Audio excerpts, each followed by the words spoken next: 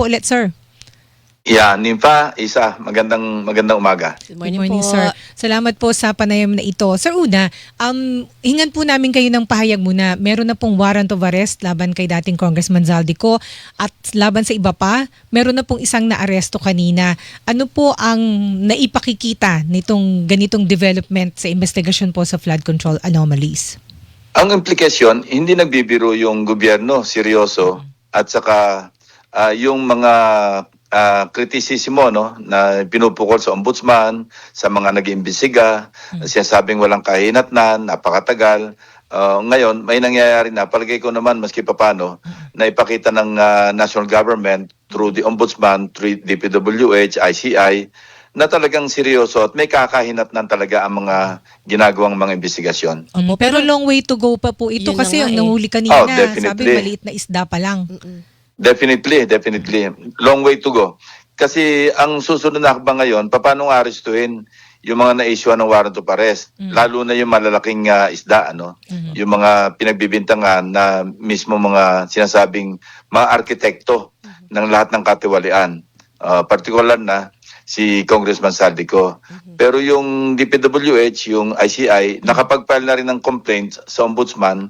At hopefully, yung isasagawang preliminary investigation, hindi masyado magtagal at magkaroon na rin ng kaukulang pagpapile ng information, magkaroon ng resolution, tapos magpile ng information. At may issue din ng mga warrant of arrest, yung mga iba pang personalities.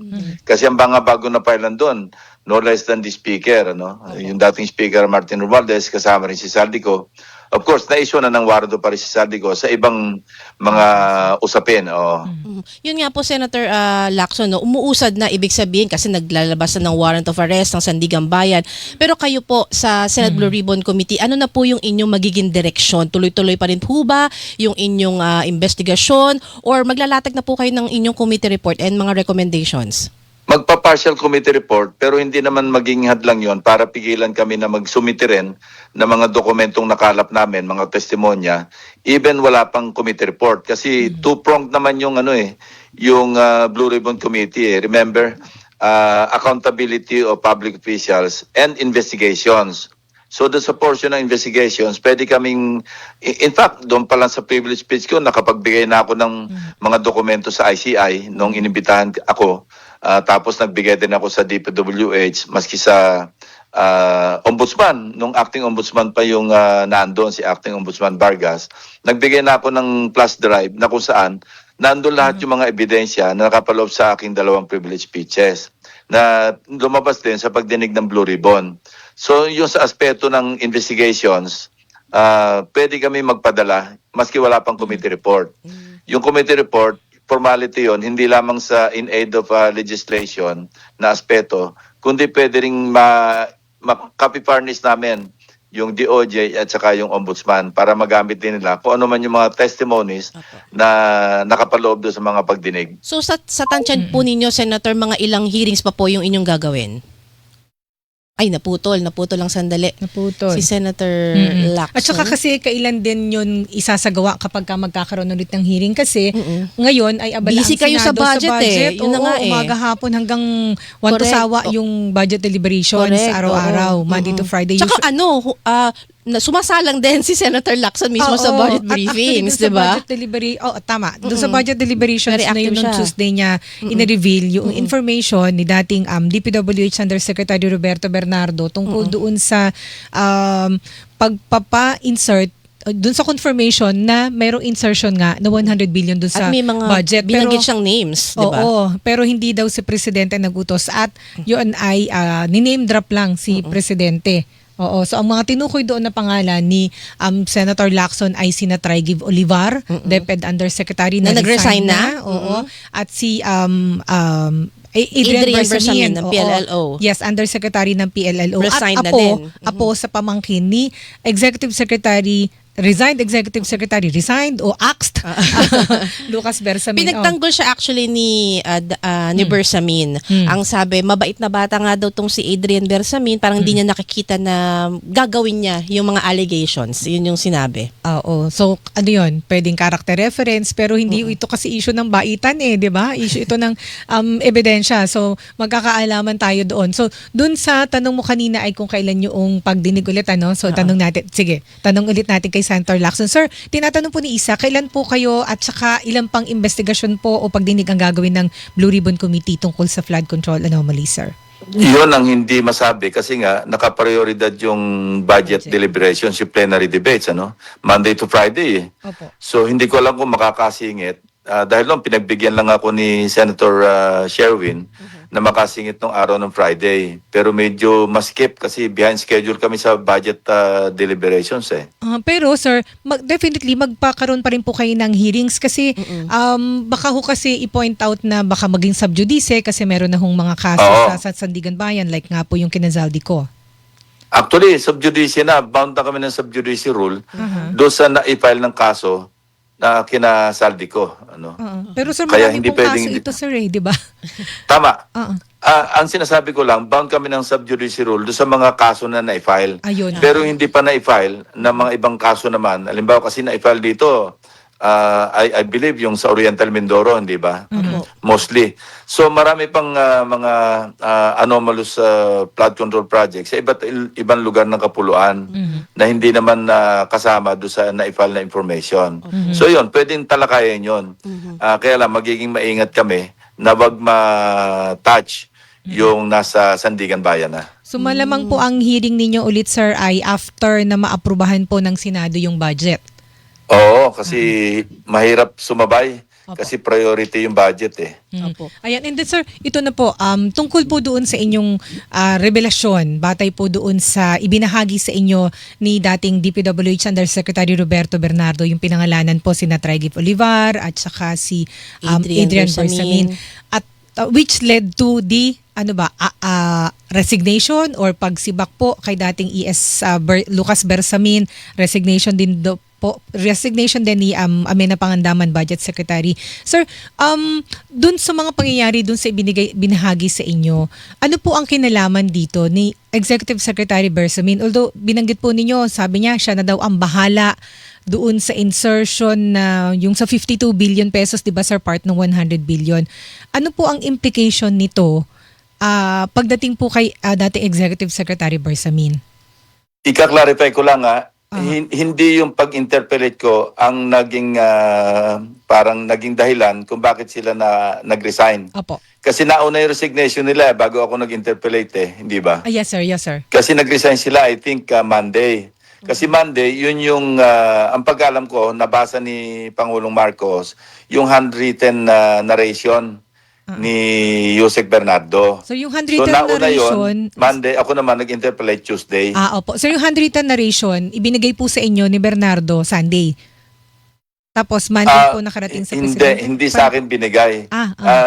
Nag-take notes lang ako doon sa kanya mga sinasalaysay. Ako lang yung nag-advise sa kanya na gawin mo yan in your own handwriting at gagawa ko ng paraan na maiparating yan kay Pangulong Marcos para malaman niya. Yun yung story behind the handwritten narration. That also led to sa aking interpellation sa mga unused appropriations kasi related So nabanggit ko yon dahil meron nga ako mga notes na katulad, siyempre, nung nagkukwento siya bago niya isulat, naikwento niya, nagte-take notes kami ng staff ko, mga lawyers ko. So alam ko yung kung ano yung lalaman ng kanyang sulat. Kasi yung sulat niya yon, sealed yun ang pagkaalam ko, sabi ko sa kanya, lagyan mo ng for PBBM's eyes only. Talagang para sa kanya lang yan, sa inyong dalawa lang yan. Maski yung pinakausapan ko maghatid ng sulat, hindi niya alam kung anong nilalaman noon. Okay. Pero sir kasi yung kay dating Executive Secretary Bersamin lang, sabi niya ang announcement na Malacanang ay nag-resign, 'di ba sir, nung Tuesday. Pero ang sabi ni Bersamin hindi daw siya nag-resign. Tinawagan siya, may tumawag sa kanya They have to na go. hindi taga Malacanang at sinabihan niya siya na he has to go. Hindi ko na-arok yun kasi that's between the President and the Executive Secretary Bersamin. So, ang tumawag daw, Hindi ako privy doon kung ano yung nagganap sa Malacanang. Ang sa akin lang, ibinahagi ko sa aking interpellation yung para rin malaman ng aking mga kasamahan at saka DBCC, ano yun debate yun, di ba? Sa general principles. So binanggit ko doon para lang malaman ng aking mga colleagues na merong ganong pangyayari. Kasi yun nga, nauna may mga resignations at saka yung sa interpellation ko. Parang binigyan ko lang ng background yung aking, actually, senior ko muna kay Tito Sen bago ako nag-interpellate. Sabi niya, okay lang, okay namang banggitin kasi related naman sa budget. Opo. Pero yun nga po, Senator Lacson, kasi after po nung inyong mga naihayag doon nung araw na yon, may mga kongresista, ilang mga tao sa social media nagsasabi, teka, parang inaabsuelto ba ni Senator Lacson si Pangulong Marcos? prematurely nyo daw na Ano pong reaction nyo dito?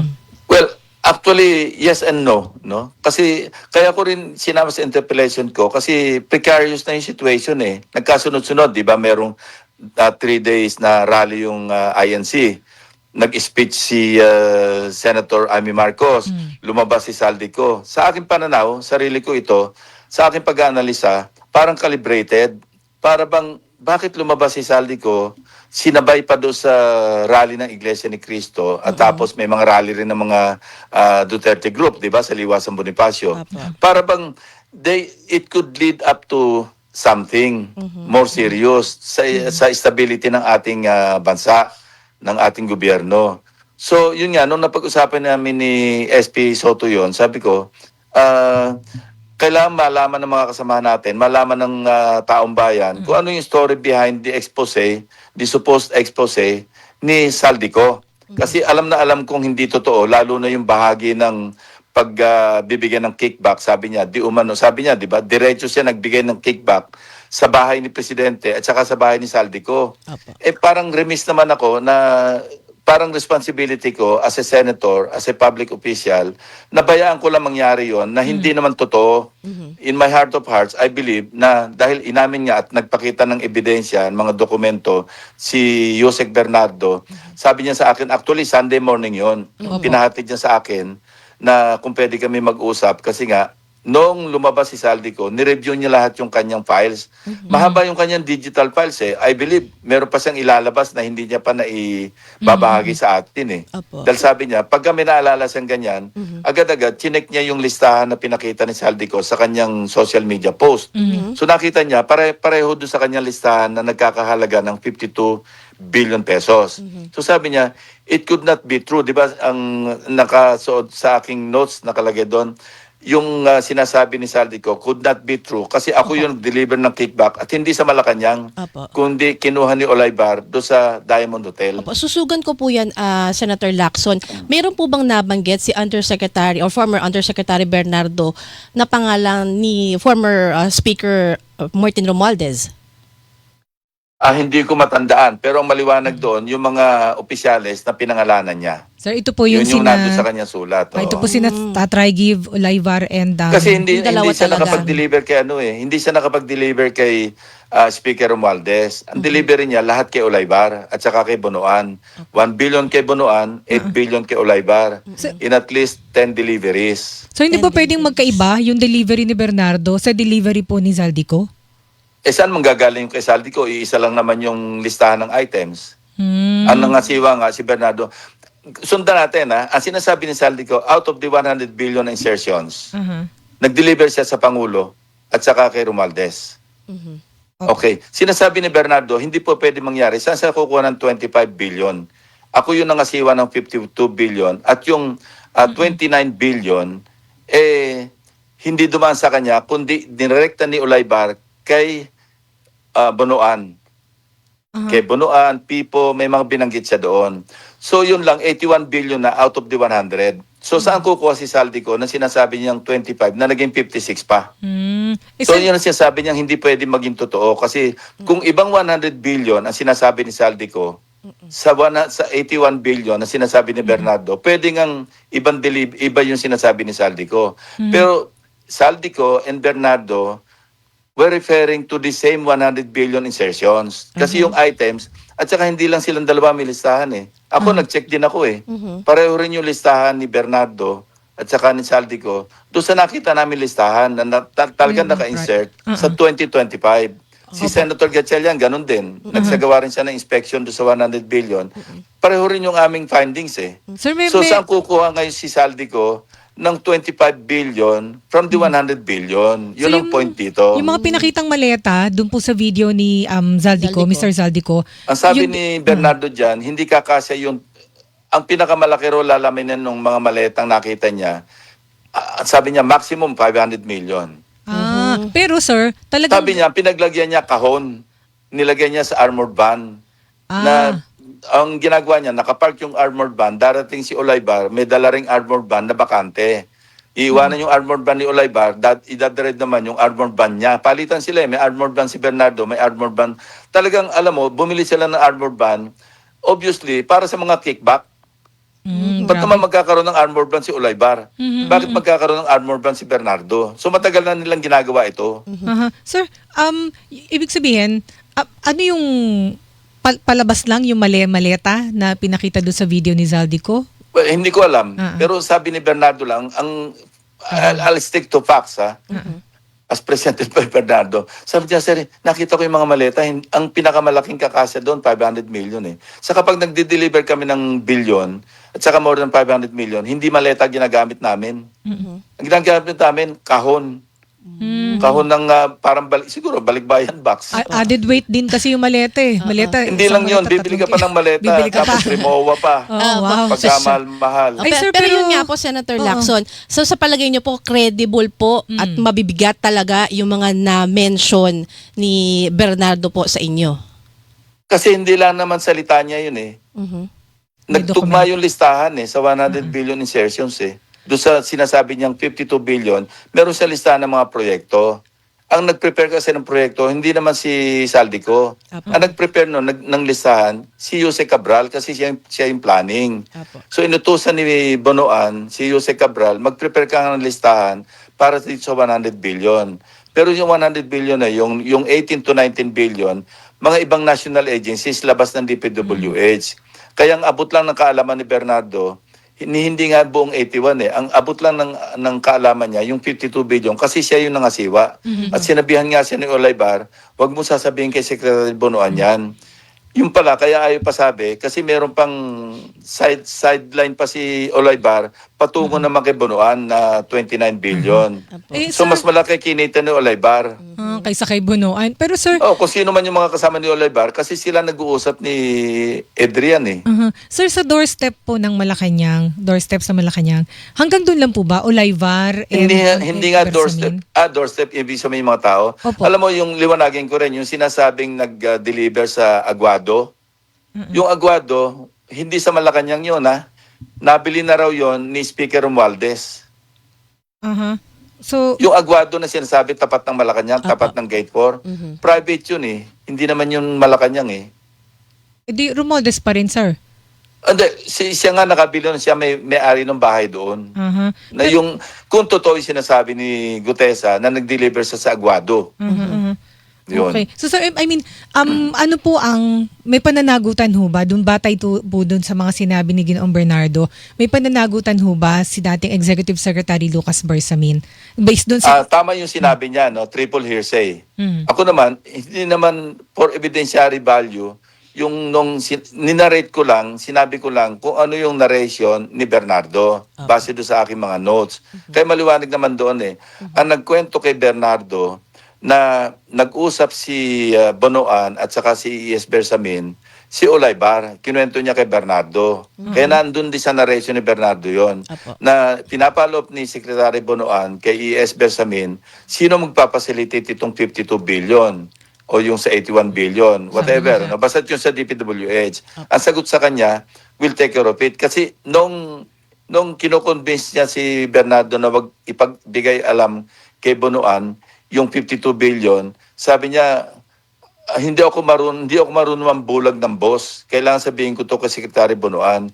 Wag mo na sabihin yan, marami pa ito, sabi sa kanya. So sir, kasi may denial po si Secretary Bersamin na sinabi niyang I'll take Tama care of yung it. sinabi niya, triple hearsay yun. Okay, so At kung pag-uusapan natin ebidensya at abot sa korte, talagang triple hearsay kasi nanggaling kay Olaybar, sinabi kay Bernardo, si Bernardo naman sinulat niya. Apo. So talagang triple yun kasi Olaybar nanggaling kay Bonoan yung kwento.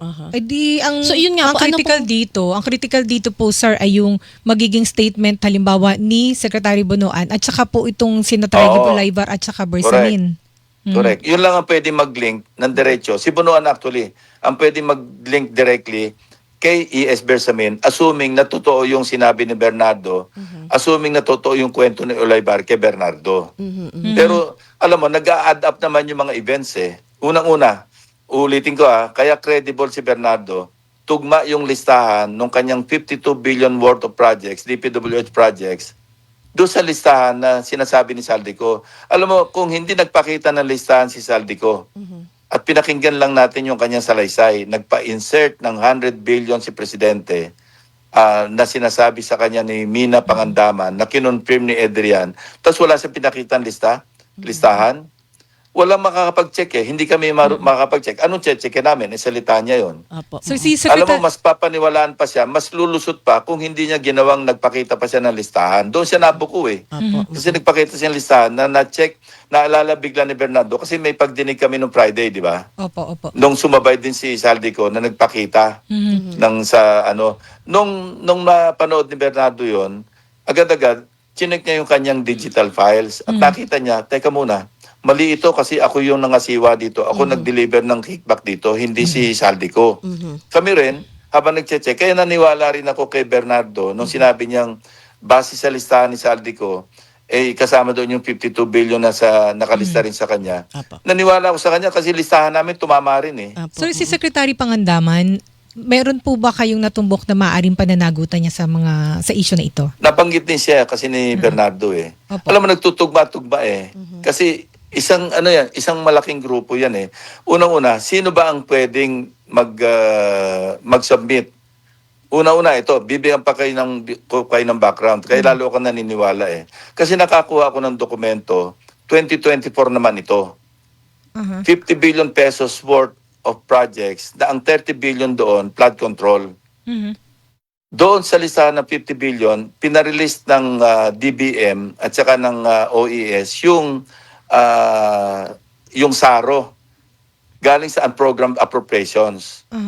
At doon sa unprogrammed appropriations na yon, meron din kami nakitang dokumento. Di ba siniwalat din ni Bernardo ito na nagbigay siya ng kickback kay Olaybar doon sa 2.285 billion worth of projects papunta sa OES. Hindi ba merong ganon? So ibig sabihin sir, may kinalaman din po si dating OES at least OES wala meaning tayong direct. Pag sinabi natin OES, doon naka-assign si Adrian Bersamin eh. Undersecretary siya doon eh. Office of the Executive Secretary sir. Oo, OES, tama. Kaya ako, alam mo, hindi lang naman ako binabata yung aking mga findings, aking sinasabi. Doon sa 2025 na sinasabing insertions. May background din ako sa 2024. At alam nyo ba doon sa 30 billion worth of flood control projects, doon sa 50 billion na nag-release ng SARO, December 27, 2024 ang date ng SARO. So ibig sabihin Nanggaling sa unprogrammed appropriations. Yung 30 billion worth of flood control projects, katakot-takot ang ghost doon. So ibig sabihin Nandun sa sir, listahan, naka-highlight nga eh. ibig sabihin sir, hindi off the hook. Hindi pwede maghugas kamay dito sa flood control anomalies sina E.S. Bersamin at saka po dating Secretary Pangandaman. Alam mo, pag sinubitin namin lahat ng dokumento, bahala na mag-validate at saka i-convert nila sa kung anong evidentiary value nung sasubmit namin mga documents. Kasi ang paglilikom ng mga ebidensya, hindi ka lang magre-rely sa isa. Yes. Meron tayong tinatawag na corroborative evidence, either testimonial evidence din or documentary. Pag sinabi ni Bernardo na nagbigay siya ng kickback na 8 billion kay Olaybar at 1 billion kay Bonoan, hindi pwede mag-stand alone yun. And Ang sususog doon, Opo. yung kanyang listahan din ng 52 billion worth of projects. Tapos, papakita rin doon yung insertion.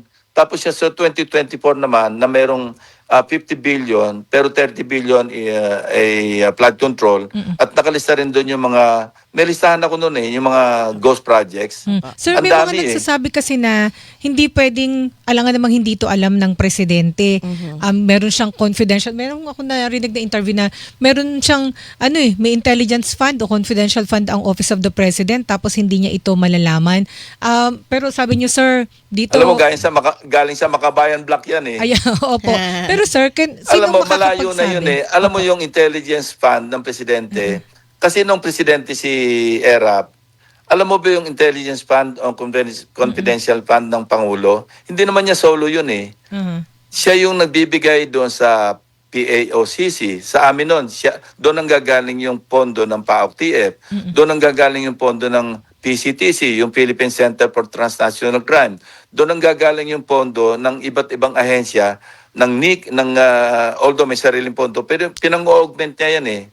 Kung kinulang ng intelligence fund ng ISAP, yung Armed Forces, kinulang intelligence fund ng PNP, nag-augment ang Office of the President. So wag natin ibintang. Kasi panahon ni Erap, ganun din eh, President Erap eh. Alam ko yun eh. Apo. Kasi doon ang gagaling yung mga pinag-augment sa mga iba't ibang law enforcement agencies na nagsasagawa ng intelligence operations. Hindi solong gastos yun ng Office of the President. Kasi maraming agencies under the Office of the President na dapat bigyan ng intelligence or confidential fund ng pondo ng hindi ko gina-justify kung binibigay niya o hindi, nasa kanya na yon.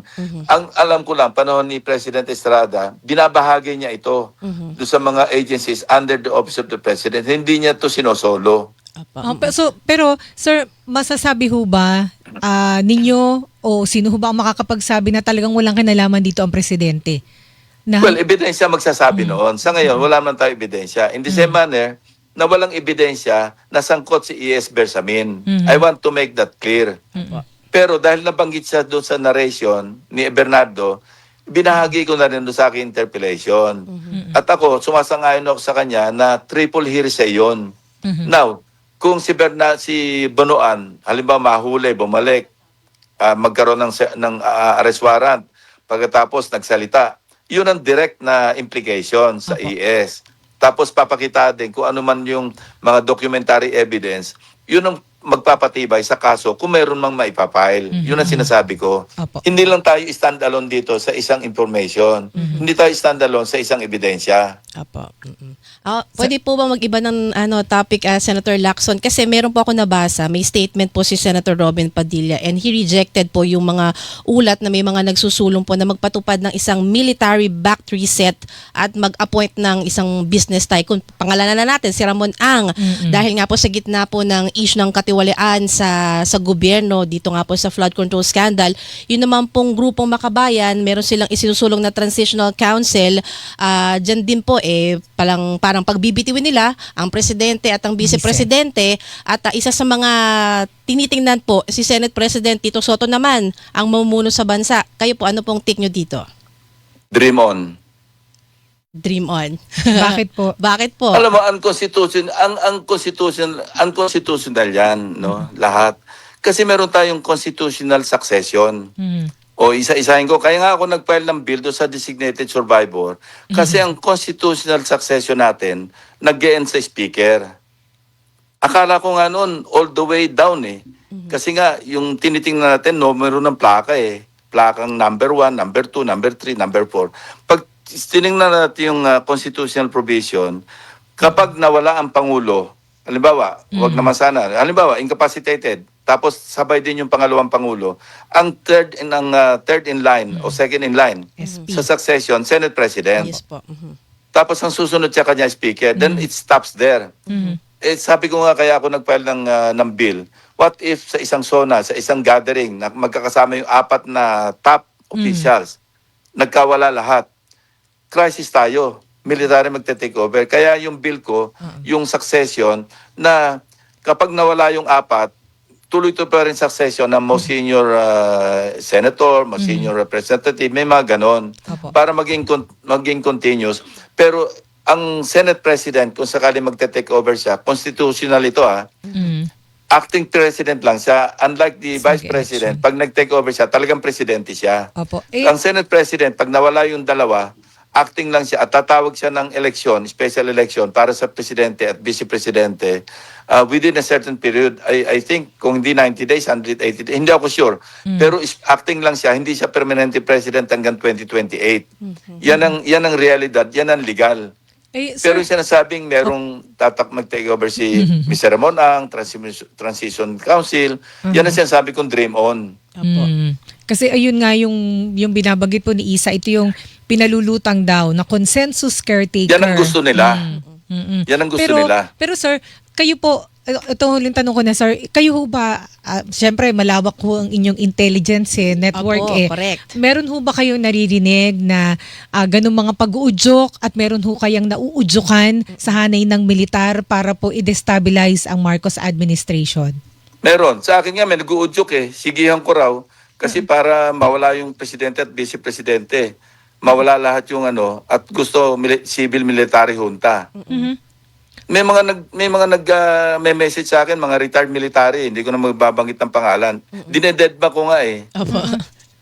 Dahil Kasi meron pa ngang offer na maging part ako ng junta ng council Kaya nga dinededma ko Opo. pero sir, yung real action, kasi ito po, Maraming malikot ang isip. Kasi, pag ganito merong crisis, lalo pa nga napakatalamak ng katiwalian, minsan, hindi mo rin masisi yung iba na mag-isip ng kung ano-ano. Na, extra legal, unconstitutional na yung iniisip nila. Siguro, in their passion para mabago yung sistema kasi naging systemic talaga yung corruption. Pero sir, sa tingin Doon niyo sila ho ba? nanggagaling. Pero sa tingin niyo ho ba mauudyokan po ang ating militar? Kasi 'di ba, Yeah, kahit anong udyok sa inyo o mga malalaking personalidad, hindi po 'di ba magtatagumpay kung walang backing o walang pagkilos ang militar. Tsaka susugan Totoo ko. yun. Opo, susugan ko na rin kasi Senator Lacson may mga lumulutang kasi ng kesyo foreign backed destabilization.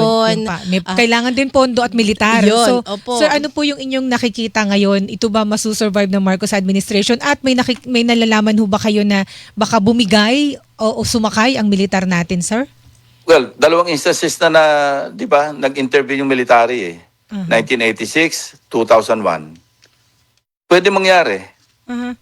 Kasi pagka nag-withdraw ng support ng military, di ba, nangyari dalawang beses na EDSA 1, EDSA 2 Pero dito sa situation, sir, ano yung Ay, inyong wag naman information? sana mangyari kasi wala naman magandang naidulot. Mhm. Meron ba nagbago?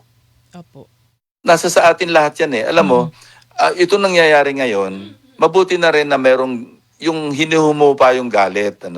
Kasi nung nag-usap nga kami ni na Cardinal Ambo, David, at nakapag-usap kami, Senate President, sa bahay ni Senator Drilon. Nakapag-usap kami, months ago na ito. Opo. Yan din ang kasi parang maganda yung aming pag-uusap na nandun I think si dating Finance Secretary Ramon del Rosario nandun. Maganda yung usapan namin kasi para sa ikabubuti ng bansa, hindi sa ikagugulo.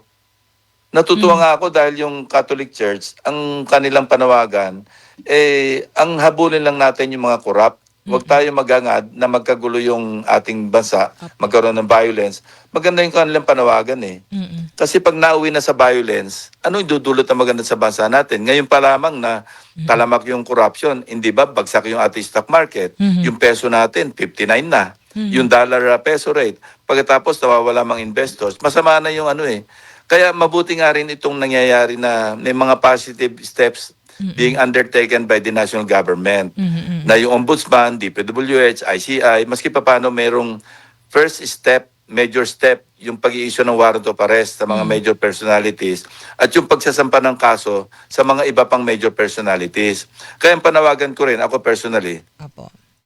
short of resorting to violence, wag humupa yung galit ng ating mga kababayan. Tuloy-tuloy lang yung ating panawagan na tigilan na yung katiwalian, tigilan na yung corruption. At kami rin, kung ano magagawa namin sa Senate, yun, nire-reform namin yung budget. Opo. Sa budget deliberation. Iba na yung takbo ng aming direksyon papunta sa 2026 budget. Ayaw na namin mag-insert ng insertion lang. Yes, And the Senate, I'm happy na we're leading the way sa pangunguna ni Finance Secretary, Finance Chairman Gatchalian. Maganda yung tinutumbok namin. halos magkakaisa kami, no? Majority, minority, parang isa na lang yung aming direksyon na gustong tahakin. Maging transparent itong budget para hindi na maulit itong 2023, 2024, 2025. Alam mo bakit humantong sa pinakamasamang budget itong 2025? Dahil lumusot sila nung nakaraang taon eh. Isipin mo, 50 billion ang program appropriations, tapos 30 billion doon, flood control, tapos katakot-takot ang listahan ng ghost project. Hindi pa nawiwili sila. Pag nawili, nakakalusot, lalo pa lumalaki. Nilalaki pa nila kasi they're pushing their luck to the limits. Namihasa. Mga nag-enjoy. Oo nga. Walang kabusugan eh. Sabi ko nga, some people just don't know when to stop. Kumita na ng 100 milyon, kumita na ng bilyon, uulit pa. Ayan ngayon, inabot na sila. Ayun, with that, sir, maraming salamat po sa mga information at mga insights na ibinahagi ninyo dito sa Oh, programa. Sir. linggo-linggo, sira na naman yung araw natin. Kaya tatlo. nga, oo nga, sir. Thank you so much Salamat po, sir. Thank you. Buti din na kayo malat. Oo nga. Ah, Thank hindi you, sir. na. Okay na. Opo. Thank you. Salamat Sige po, po, mga ingat po kapuso. palagi. Si